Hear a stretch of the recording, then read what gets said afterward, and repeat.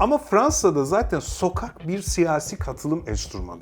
Tarihinde var Fransa. Tüm Avrupa'daki radikal sağın desteklenmesi, Avrupa'daki o kamu otoritesinin sarsılması, işte Ukrayna Savaşı'nda sıkışan Rusya'nın rahatlatılması açısından bence çok kritik. Ama bunun daha Fransız siyasi tarihinin geleceği açısından çok daha büyük bir kırılganlık olacak. Ne olacak? Yükselen aşırı sağ. Ama siz kapatırsınız, yer altına çekiliyor bu tür yapılar.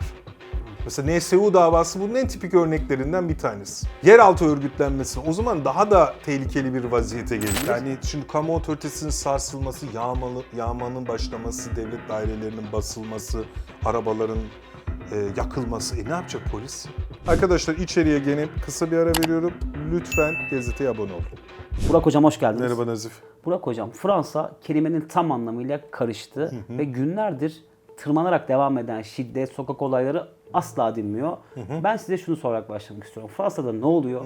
Fransa'da sokağa çıkanlar kimler? İstekleri ne? Talepleri ne? Hükümet, Macron tarafı, Cumhurbaşkanlığı buna nasıl cevap veriyor? Hepsini dinleyeyim size. Evet. Şimdi Fransa'da 17 yaşında bir gencin polis şiddeti sonucunda o görüntüler de sosyal medyada yayınlandı. İşte öldürülmesi ve buna yönelik bir toplumsal tepki ve toplumsal bir hareketlilik var. Şimdi buradaki gençler çok daha enteresan bir katman. Yani bu genç kesim. Bunlar 14 ile 17 yaş, 16 yaş arası. Gencin de genci. Bak gencin de genci. Yani genç kavramının daha da yani 18'in de altındaki. Yani çok ciddi derecede böyle bir genç kesim var ve sosyal medyadan organize olan bir topluluk. Hatta ben bugün uluslararası medyayı takip ettim. Bazı mahallelerde internet kısıtlarına, bant daraltılmalarına vesaire gitmiş. Hani organizasyonun zayıflatılması açısından. Siz bu bant daraltmayı hiç sevmezsiniz Evet, bu arada. ama bak mesela bu kadar büyük ölçekli bir kamu otoritesini sarsan bir mesele olduğu zaman ya da çok büyük ölçekli bir terör eylemi söz konusu olduğu zaman ve propaganda çok büyük ölçekli ve gerçekten toplumdaki her kesimin çok büyük bir oranının gerçekten gönül rızasıyla veya tereddüte düşmeden okey dediği şeyler. Zaten böyle olaylar mesela belli olur. Ya ben acı bir olay hatırlatmak istemiyorum ama mesela savcı kirazı rehin aldığı durumda 7-8 saat boyunca bunu bir propaganda sistemine izin veremezsiniz. Yapmak zorundaydı da o zaman. Evet mesela. Mesela El-Kaide ve türevi bir örgütün internet üzerinden planlanacak bir terör eylemini istihbar ettiniz. Bu zaman interneti daraltırsınız. Ben böyle şeyler söylüyorum. Ya da böyle büyük ölçekli kamu otoritesini sarsan meselelerdi. Şimdi bu Kuzey Afrikalı mülteciler, düzensiz göçler, Fransa'da artık Fransız vatandaşlığını kazanmış 4. jenerasyon artık ve diğer mülteciler bunların Fransız sistemini adapte edemediği ve bunların gettolarda yaşadığı ve bu gençlerin de gençlerinin bir gelecek umudu kalmadığı, sistemden yeterince pay alamadıkları veyahut hayatın nasıl ilerisine doğru bir umutlarının kalmadığını hisseden çok geniş bir kitle var. Demek ki bu entegrasyon politikalarında Fransa başarısız olmuş ki zaten görüyoruz. Yani bir toplumsal tepki var. Ama Fransa'da zaten sokak bir siyasi katılım enstrümanı.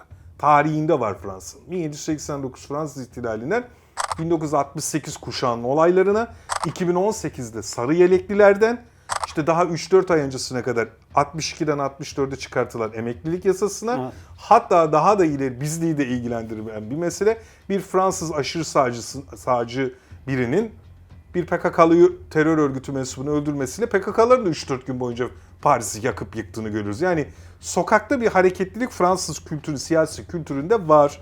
Ama kamu otoritesinin bu denli sarsıldığı, işte bir uluslararası medyada artık o halin ilan edilebileceği, daha da ötesi polis sendikasının artık olaylara müdahalede yetersiz kalıyoruz. Çok ağır mesaiye katlanamıyor polis memurları. Emre itaatsizlik noktasında disiplinsizlik gösteriyor. Yani bak bunlar çok yani bir devlet otoritesini çok sarsan şeyler. Hani bu noktada büyük çaplı bir eylemsellik sürecinin Fransa'da yaşandığını görürüz. İşte mesele bu. Bu bugün itibariyle sanki biraz daha zayıflamaya doğru gidiyor. Bu bir anlam ifade etmez. Fransa'da bu entegrasyon meselesi zaten bugünden yarına kadar çözülecek bir mesele değil. A olayı olur, B olayı olur, C olayı olur, D olayı olur. Bir şey bahane olur, gene bir sokağa çıkılır. Fransa'nın böyle artık birazcık gelecek perspektifinde bunu daha çok görürsün. Bir gazeteci olarak. Belki de hani biz de beraber daha çok yorumlarız. Daha çok yorumlarız hocam. Şimdi peki dediniz önümüzdeki perspektifte bunlar daha yoğun yaşanabilir dediniz. Şimdi Şimdi burada teknik olarak mültecilere ya da işte oradaki sığınmacılara karşı tavırda bir sorun olduğundan Sertlik. bahsediyor. Birçok insan hakkı aktivisti de burada Fransa'nın edindiği tutumun insanla çok uygun olmadığını söylüyor. Şimdi mülteci meselesi söz konusu olduğunda da Fransa'nın hep böyle ciddi yaldızlı cümleleri de söz konusu oluyor.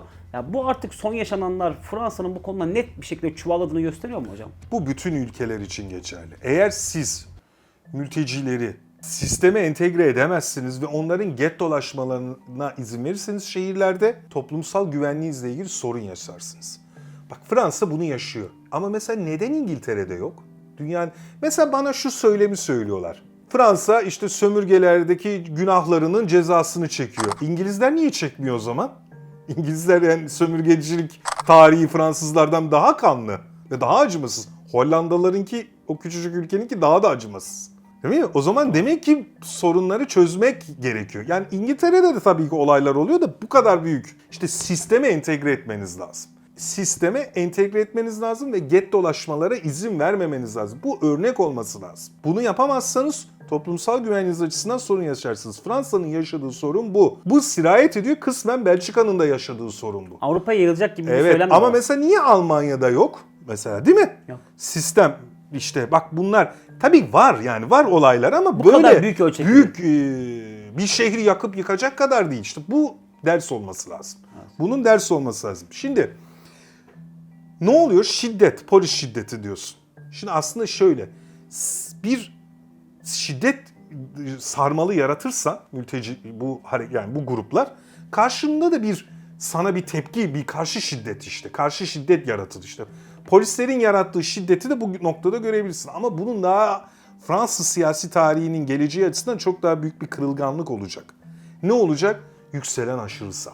Mesela İtalya'da geçen sene iktidara geldiler aşırı sağ. Özellikle İslam karşıtlığı ve mülteci karşıtlığı üzerinden yükselen bir aşırı sağ var tüm Avrupa'da. Mesela İtalya'da iktidarda. Meloni hükümeti, kadın.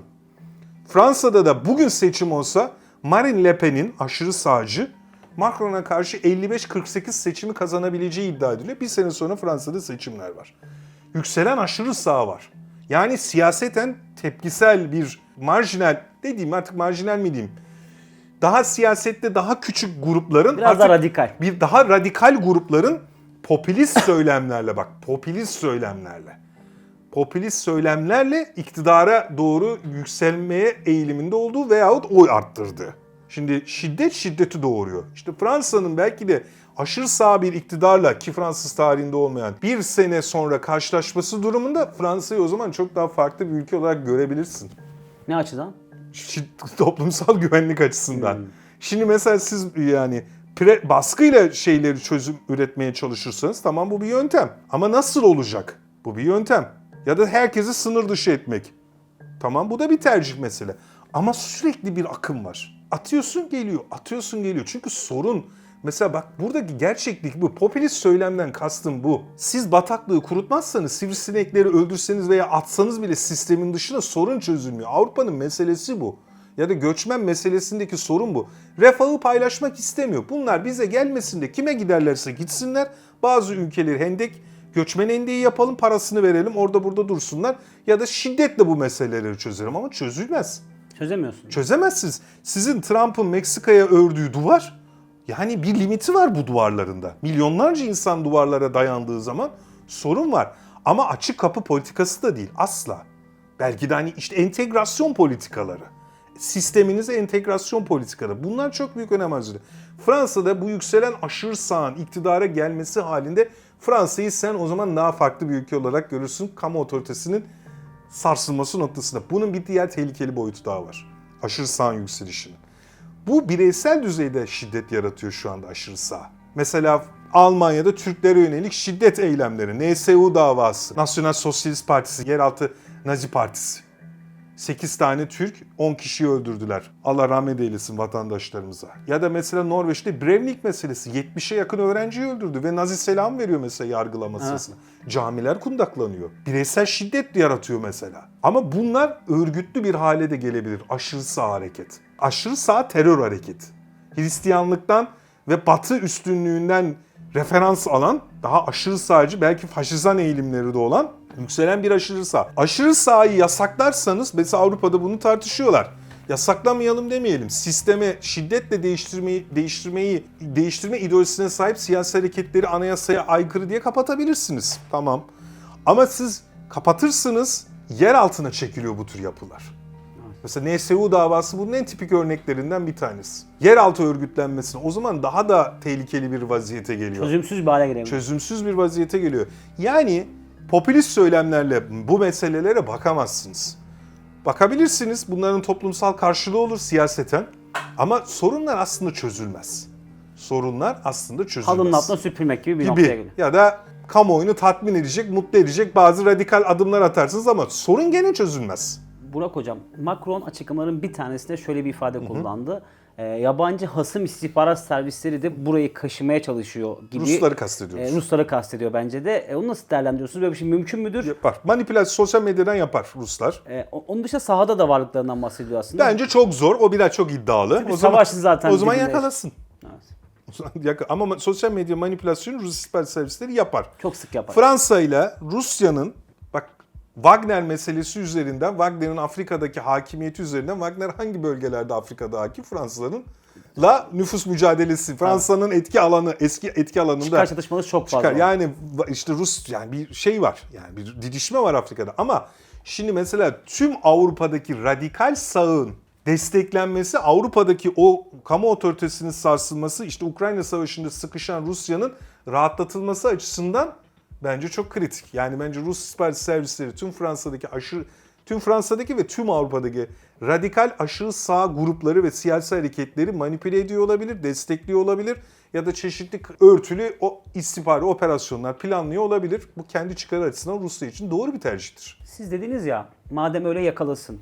Fransa'nın bunu yakalayabilecek bir istihbari gücü Yapar. var mıdır? Kendi ülkendesin abi. Ekolü iyi midir peki? Yani Fransızlar yok, tabii ki büyük bir devlet, küresel bir yani önemli bir devlet yani.